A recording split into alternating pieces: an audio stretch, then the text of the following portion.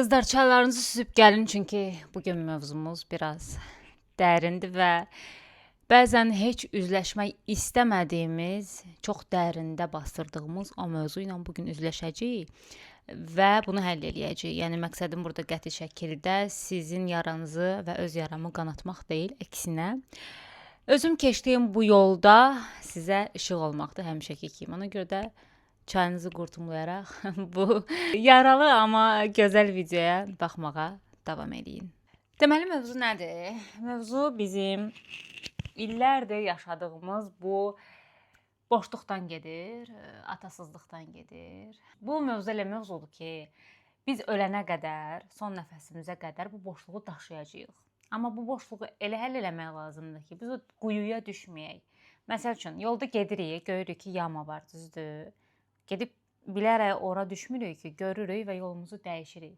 Bu mövzuya da artıq bu tərəfdən baxmaq lazımdır. O boşluq var, amma o boşluğa qəti şəkildə dəymədən o yolu keçmək. Çünki o boşluğa bir dəfə düşsək, bir də oradan çıxmayacaq. Və bizə bəzən elə gəlir ki, biz bu yaramızı nə qədər ki insanlara açırıq, danışırıq, bölüşürük. Ən əsas da, bax səhvi burada eləyirik. Biz çox hallarda münasibətdə olduğumuz kişiyə bunu yansıdırıq. Yaralı yerimizi bildiririk. Ən başlardan söhbət gedir də.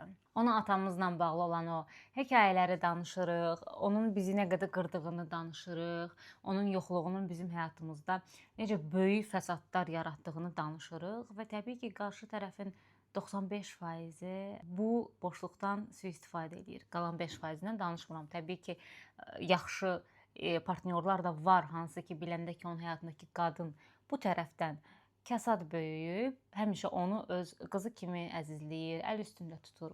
Bu yaxşı insanları başqa bir qovluğa qoyuruq. Ən əsas səhv budur. Qəti şəkildə heç vaxt partnyorunuza çalışın, hələ onu tanımadığınız müddətcə bu yaranızı ona açmayın. Çünki bir şeyi qavramaq lazımdır ki, heç kəs bizə ata olmayacaq.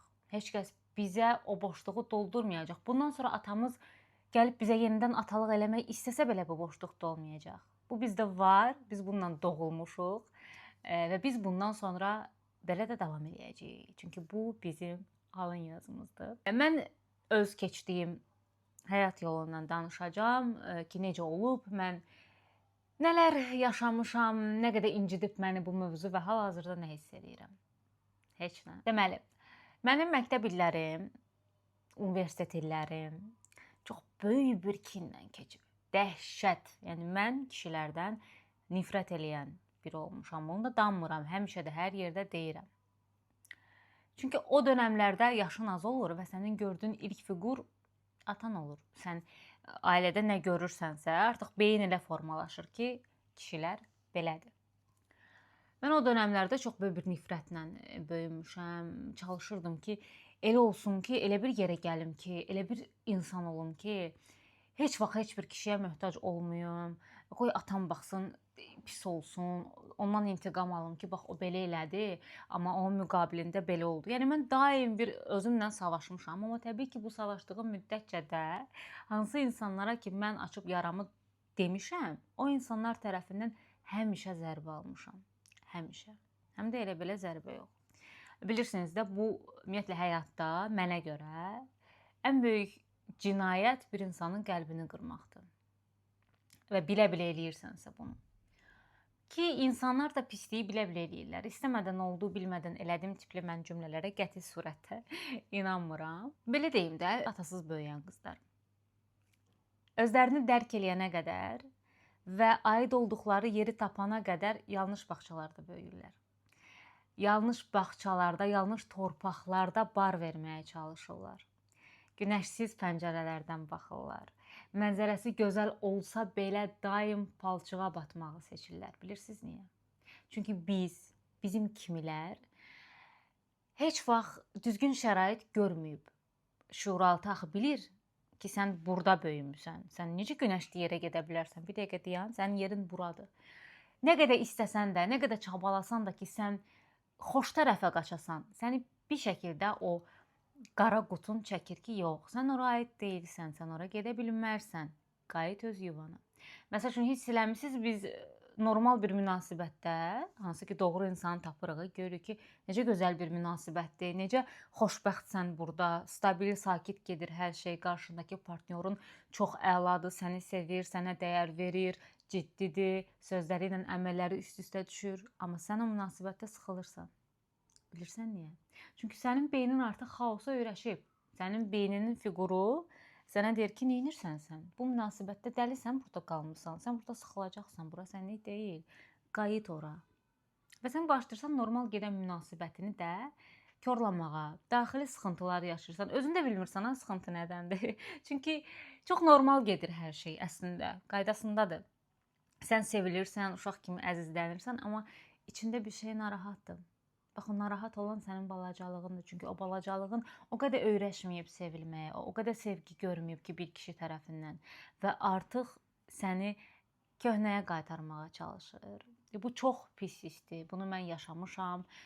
Bunu sizlər də mütləq ki, yaşamısınız. Qəribə bir situasiyanın içinə düşürsən və şərh verə bilmirsən ki, mən niyə özümü belə hiss eləyirəm. Amma artıq o fərqindəliyə çatırsan, bütün puzzlelar oturur yerinə və sən artıq yaşının üstünə yaş gəlir, olğunlaşırsan, müəyyən bir psixoloji vəziyyətlərdən keçirsən və artıq analiz edəndə başa düşürsən ki, harda, niyə, nəyə görə elə davranmısan. Bir dənə boğazımı yaşlayım, aramda stakanda çay içim.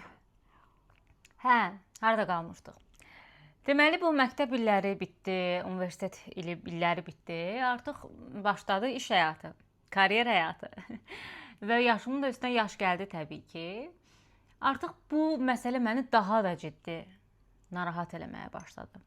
Çünki artıq sən başlayırsan münasibət qurmağa, sənin artıq yaşın 23, 24 qalxır axı. Fərqli həyata keçirsən, ikili münasibətin olur. Sən o münasibət daxilində görürsən ki, yox, o daxildəki travmalar, o uşaqlıqda olan problemlər, sənin o yaralı tərəfin artıq başqa cür qanamağa başlayır və bunu sən qanatmırsan. Həyat ümumiyyətlə elə gətirir ki, sən əgər bir şeydən yaralısansa, onu heç vaxt sən özün hiss eləmirsən. Həyatına elə bir insanlar çıxardır ki, o insanlar sənə güzgü olur və sənə göstərir, belə loru dildə desək, üzünə şillə kimi çırpır ki, sənin bu problemin var və mən sənin həyatına bunu sənə göstərmək üçün gəlmişəm.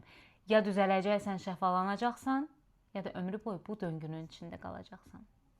Bax, məndə də elə oldu. Həyatımda müəyyən şeylər yaşandı ki, bunlar amma təkcə ikili münasibətlərə aid deyil. Yəni bu dost münasibəti də olur, işdə hər hansısa bir yaşadığım bir problem də olur. Mən artıq gördüm ki, yox, bunu necəsə həll eləmək lazımdır. Başladım müəyyən terapiyalar almağa, psixoloji seanslara getməyə, dərdimi danışmağa ki, mən artıq bunu necəsə həll eləyim də. Olmur axı, mən çox narahat hiss eləyirəm və məni bir duyğu buraxmır.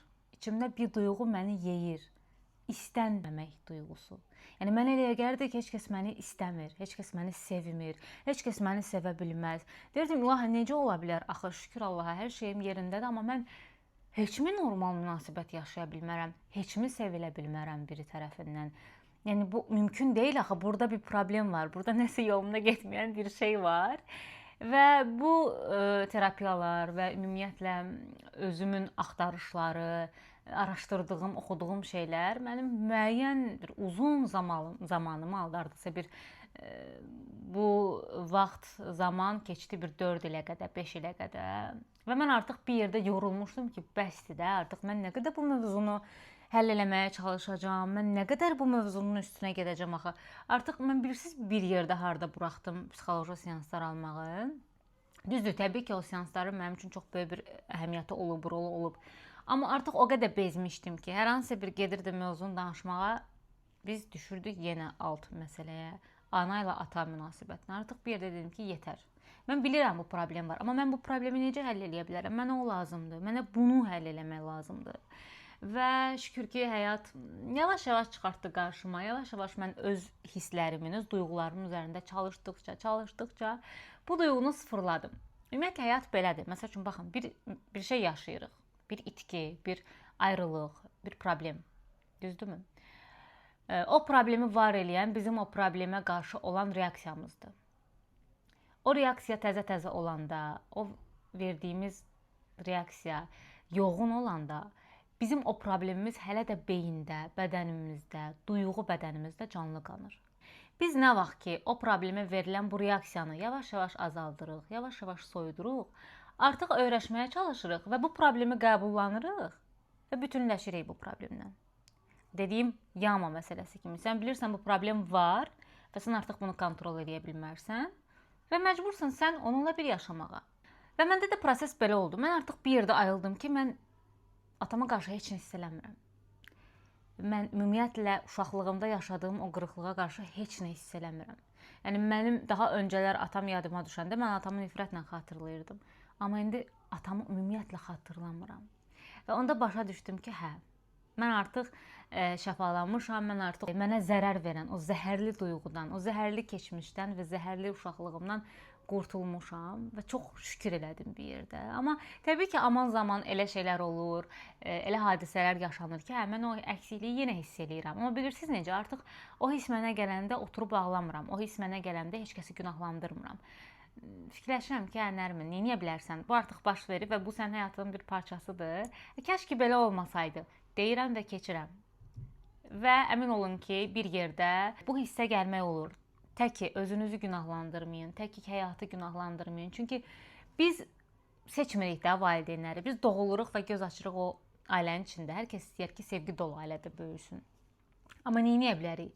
Biz gəlib doğulmuşuq xaotik, dava-dalaşlı bir ailənin içində. Başa düşürsünüz? Və o iki tərəf bir-birinə sağlam münasibəti yansıtmadığı müddətcə bizə necə sağlam sevgi verə bilər ki?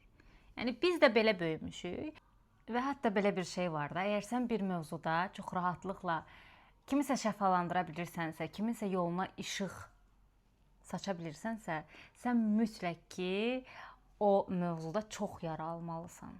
Bu həqiqətən belədir. Necə ki, müəllim birinci özü kitabları əzbər bilir, mövzuları əzbər bilir, əlifbanı əzbər bilir və beləcə şagirdlərinə bunu öyrədir.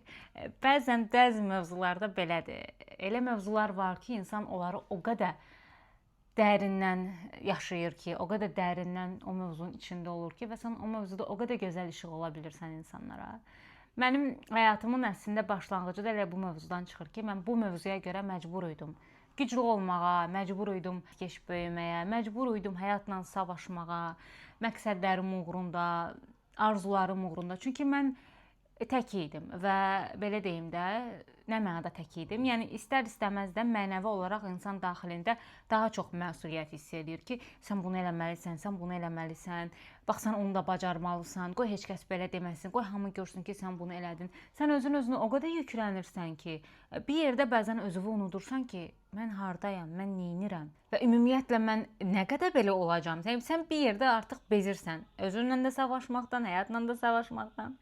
Amma bir reallıq var, qızlar, bir reallıq var. Mən bunu sizə %100 əminliklə deyə bilərəm ki, həyatla düzdür, bir yerə qədər savaşacaqsınız. Özünüzlə də, həyatla da, insanlarla da, hər şeylə savaşacaqsınız. Amma sonunda evə gələcəksiniz. Sonunda sizi həqiqətən sevən, dəyər verən, sizi olduğunuz kimi qəbul eləyən o insanla rastlaşacaqsınız. Sadəcə o insanla rastlaşanda köhnə yaşadığınız uğursuzluqları ora gətirməyin. Artıq dərk edin ki, sizin 5 yaşınız yoxdur. Müəyyən şeyləri keçmisiniz, həll eləmisiniz və bundan sonrasına baxmaq lazımdır. Bundan sonra daha da parıldamaq lazımdır və nifrəti bir kənara qoyub sevgi ilə davam eləmək lazımdır. Çünki bu bizim həyatımızın bir parçasıydı.